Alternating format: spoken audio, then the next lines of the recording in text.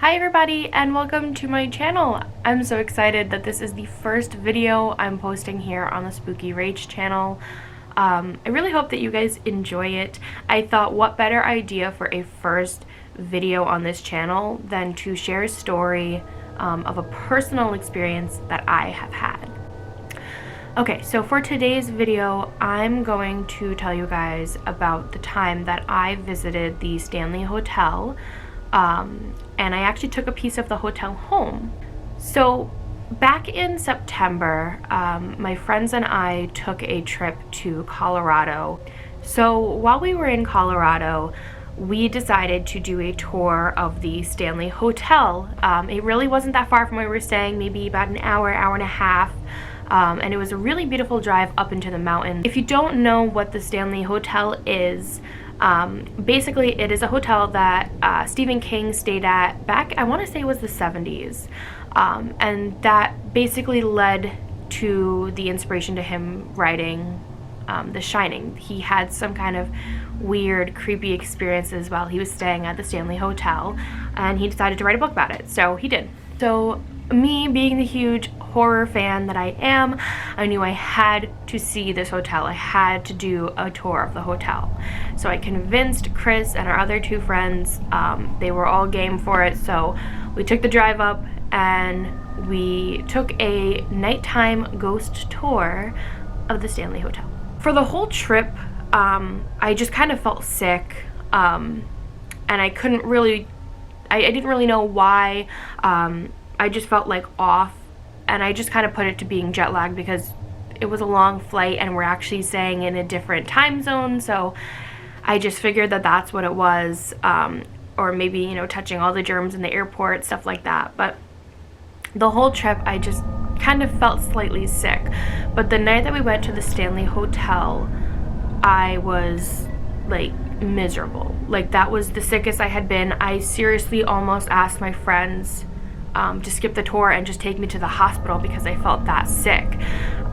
It felt like I was having an anxiety attack, but for no reason. My chest was very tight. My heart was pounding out of my chest. I had Chris put his hand on my heart, and it was just like out of control. I felt very dizzy and very nauseous. I felt like I could pass out at any moment. I was pretty bummed because I was really looking forward to doing this tour, and we did the tour, but I just wasn't feeling the greatest, so I didn't get to experience it to the capacity that I wanted to. So the tour basically took us throughout the hotel in the most haunted rooms that they could show us. There are some rooms, like actual rooms that guests stay in, like you can stay in the room that Stephen King stayed in, but for the sake of the guests, we couldn't tour up there, and you know, people were staying in that room, so we couldn't really disturb them. But yeah, so the tour took us throughout the haunted rooms in the hotel, like the ballroom and some hallways and stuff like that. We saw the bar that Stephen King sat at and talked to the bartender with, and that actually, inspired that scene in the movie with the whole bartender thing. I don't want to ruin it for anybody, but it was just a really, really cool experience. And throughout the entire thing, they were obviously telling us the background and the history of the hotel. And it seemed to me that all of the spirits that were supposedly haunting the hotel, they had no sort of like ill intent. It didn't seem like they actually wanted to haunt the hotel so much as they just wanted to stay there because they enjoyed being there. They loved that hotel so much, and overall it just seemed like the ghosts were good. There were no stories of anybody like being attacked by ghosts or having things thrown at them or anything like stereotypically spooky like that. It just seemed like and it wasn't even that, you know, some of these ghosts didn't even die in the hotel. They just decided to come stay at this hotel because they loved it so much. They spent so much time there and it was their happy place, so they decided that they wanted to spend the rest of their spiritual life there as well. So So while we were touring the hotel, in certain rooms, there were apparently like stories tied to those rooms. For example, there were some rooms that had mirrors in them where if you take a picture of yourself in the mirror behind you, you can see orbs, or even like full-on like faces in the mirrors. There was also a room where supposedly a woman kept shutting the door to the room. The room that happened in was an interior room, so there were no windows. There were also no like air vents or anything like that that would have caused a gust of wind to shut the door on its own. So that one was kind of spooky. I never experienced anything paranormal while I was there. I looked in the mirrors, I took pictures in the mirrors, and I didn't see anything. There were these people in our tour group that were taking pictures, and I guess I was in the background of one of the pictures, and they thought that there was an orb coming out of my arm, so they ran over to me to show me, and I was like, oh, that's just the like reflection off the zipper. I was wearing a jacket that had a zipper on the arm, so it was just their flash reflecting off the zipper on my jacket that made it look like an orb. So again, nothing really paranormal happened to me while I was there, but me being sick could have also like altered my sense of things, you know. So I was kind of focusing on not passing out the entire time because that's how sick I felt. So I mean, things could have been happening, but I didn't catch it because I was sick, and I wasn't totally in tune with myself to be able to sense things. So anyway, so the tour ended in this kind of a weird room. So I'm gonna try to explain it to you the best that I can, but I can't. It's kind of hard to explain without like actually showing it to you guys, and I don't have a picture of it. So you walk down this hallway, and then there's this door off to the right, and the hallway that you're in looks like a normal hallway in a hotel. There's nothing weird about it, but as soon as you open that door, you're like in a cave. I know it sounds weird, and that's like the only way I can explain it to you. I mean, you're obviously not in a cave, but I think it's just like the underground part of the hotel that they never like finished. But literally as soon as you open the door, like there's no like brick walls or anything. It's all, the whole walls are like a rock, and you're walking on like gravel and dirt. And what was weird was that this is the place where the employees go to clock in and out of their shifts, and where they like their coat rack is to put their bags and their stuff away. They showed us their clock in and out machine, so I mean, I think that really truly is where the employees go to do that, which I just think is so weird. Why would you make them go to this like creepy cavern to clock in and out? I felt like there could be a better spot in the hotel for that, but yeah. But so while we were there, they were ending out the tour, and they said that before we left, if we wanted to, we could take a piece of the hotel. Meaning, if we were able to grab like a pebble off of the stone walls that were behind us, if we were able to get a pebble out, it was ours to keep. But they did warn us that most of the time after they end the tours, they notice in the coming weeks after that they receive a lot of manila padded envelopes in the mail, and when they open those up, it's pieces of those rocks, and there's frantically written notes with those rocks saying, please put this back where it belongs. I've just had a string of bad luck. I can't take it anymore. These spirits are like ruining my life, essentially. I don't want this rock anymore. Please put it back. Put this rock to rest, basically. And the reasoning for that is apparently, although the spirits that stay in that hotel are considered, friendly almost, they don't have any ill intent, They don't like it when strangers come in and basically vandalize their home and take a rock and take it home with them. So sometimes, according to the tour guides, some of the spirits attach themselves to those rocks. Me being the weirdo that I am, I knew I had to take a piece of this hotel home. I could not go back to New York without a piece of the Stanley Hotel. I mean, like, how cool is that? I had to do it. And I didn't really take their story to heart, because they're tour guides in a haunted hotel doing a ghost tour. It's their job to kind of amp things up and make things scarier than they really are. You know, it's all like a gimmick, kind of. So I really didn't think anything would happen, especially considering I didn't experience anything in the hotel, which, I mean, don't get me wrong, I'm definitely a believer in the paranormal. I definitely believe the stories that I hear, but me personally at that time did not experience anything. So that's not to say it's not real, it's not true. Those stories very well could be true. I just personally didn't experience anything while I was there. So I took a piece of the Stanley Hotel. I have it here. It's not very big. It's just a tiny little stone. I don't know if it's focusing clearly, but here it is. So I have a piece of the Stanley Hotel with me in my house. I actually keep it in my bedside drawer. Something bad happened. It didn't happen to me personally, but it did happen to my fiance, Christian.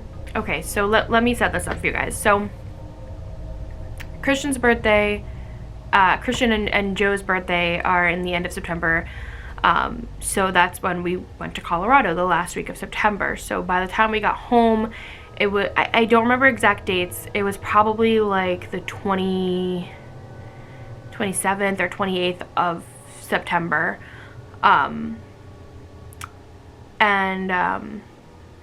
Christian really wasn't, he started not feeling too good. So he went to his regular primary doctor, and this was probably this had to be like the first week of October. So he went to his primary doctor, and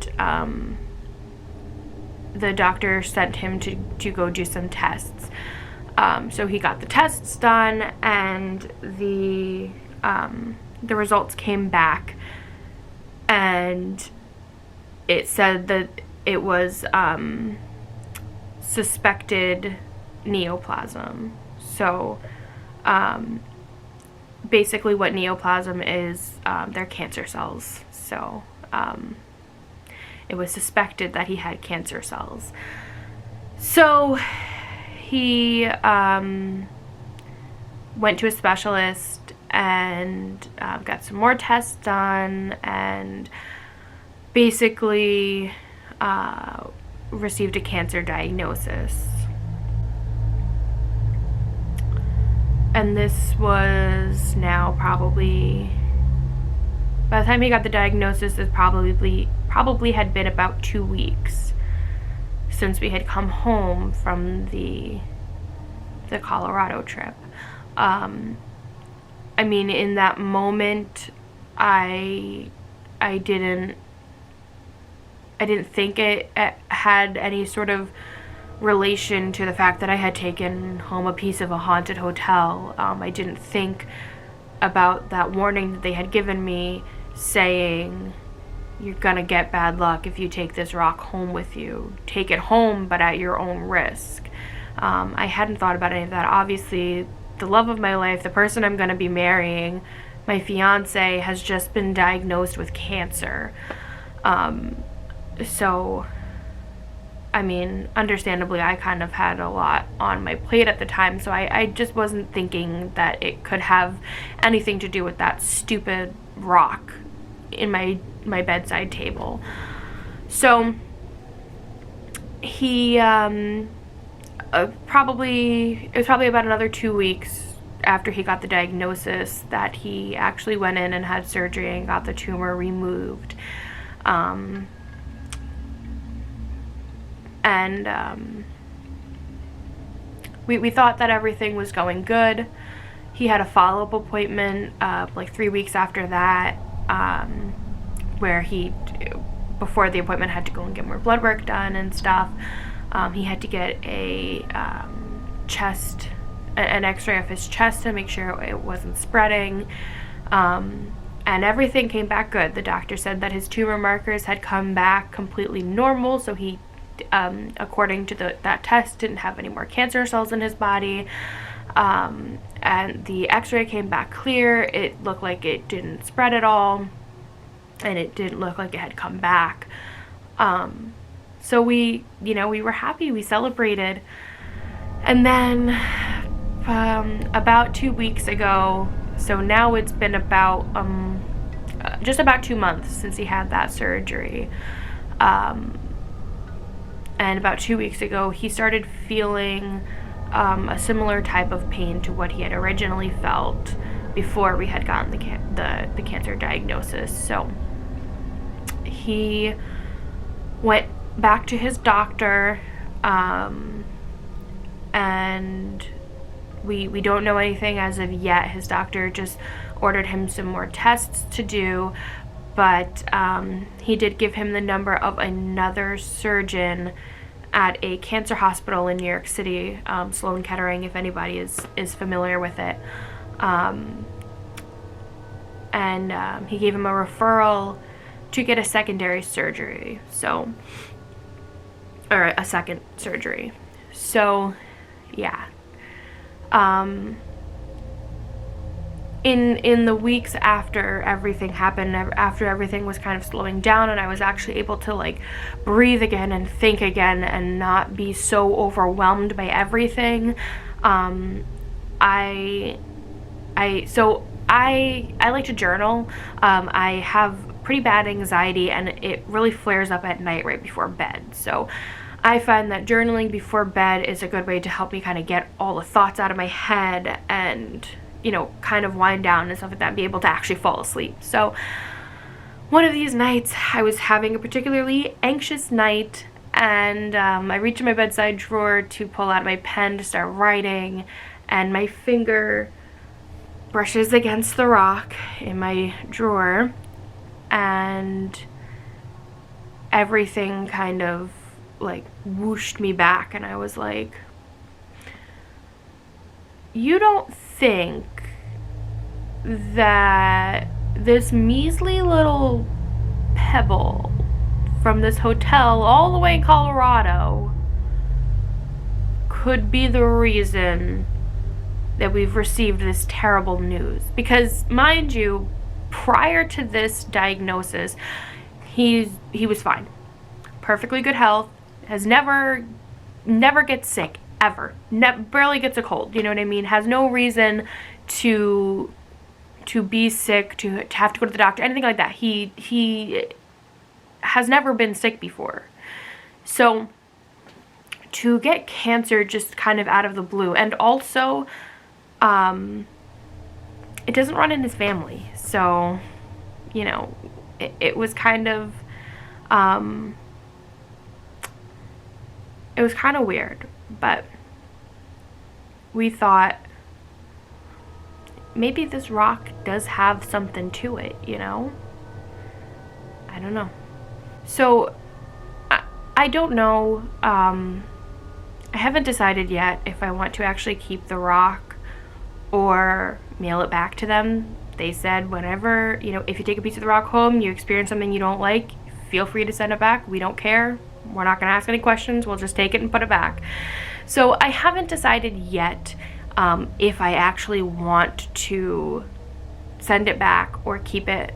I mean, this was kind of the big bad thing that happened. There has been some other like bad luck things they're more minor things, and again, I have no way of knowing if it's actually tied to this rock or not, but I don't know if I want to take that chance. So alright, you guys, that is all I have for today's video. I really hope that you guys enjoyed it. It's the first ever video going up on this channel. I'm so excited. Let me know down in the comments below if you guys have ever done a ghost tour and experienced anything, or if you went ghost hunting on your own and you've experienced anything. I'm really interested in hearing about stories like that. And also leave a comment down below and let me know what sort of things you'd like to see in my next video on this channel. I have a whole bunch of ideas that I want to do. I have to do research on all of them, obviously, but I have a hard time deciding what I want to do next. It took me a really long time to even decide that this was going to be the first video on the channel, so let me know down below if you guys have any ideas on anything that you would like to see from me. So yeah, if you like this video, please give it a like. Like I said before, comment down below and let me know if you've had any paranormal stories that you'd like to share. And also, if you liked this video and you want to see more of them, then subscribe. I don't really have a set plan for like when I'm gonna upload or anything like that on this channel yet because it's so new. But eventually I'll get into the groove of things. So thank you guys so much for watching, and I will see you all in my next video. Bye!